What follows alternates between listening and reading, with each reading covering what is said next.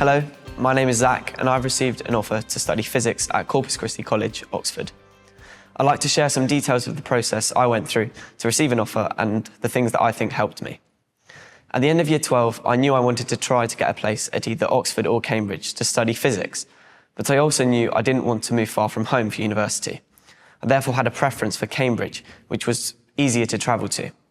However, I found out that the sciences are not studied independently at Cambridge, and you have to follow the route of natural sciences before specialising in your preferred area in the later years of your degree.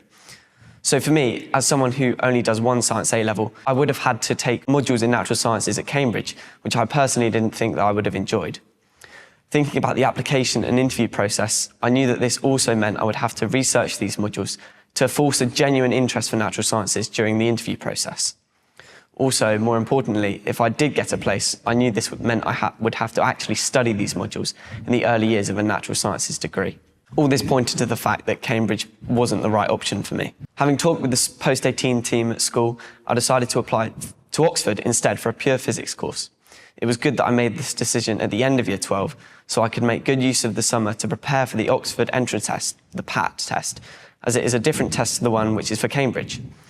In terms of my preparation, it was important to understand that the specification for the PAT had differences to my A-level course, and my subject mentor was very proactive on this and helped me to understand the new topics which weren't in the spec. I started with the old papers and worked towards the new ones. I also kept a score on how I did for each paper so that I could compare when I did them again. I decided to collate different types of questions to understand the places where I was losing more marks and what I should focus on. I completed every paper and then marked it afterwards. And I found this important to do this without looking at the mark scheme before the questions. Even if you don't know how to get a final solution, you need to understand which aspects of the question you did and didn't understand initially, and so checking the answers won't help. Over the course of the preparation, I ended up completing every paper at least twice. Another source of help for my application was my OE mentor. It was very helpful to make contact with him early, as my mentor was extremely helpful in all aspects of my application. At first, our focus was on my personal statement, and my mentor helped to refine my writing to make sure it was accurate and appropriate. He emphasised how important it is to show a strong passion for the subject that you're applying for, which I may not have exaggerated enough without his guidance. He also helped me in my interview preparation and was very eager to give me as many mock interviews as possible.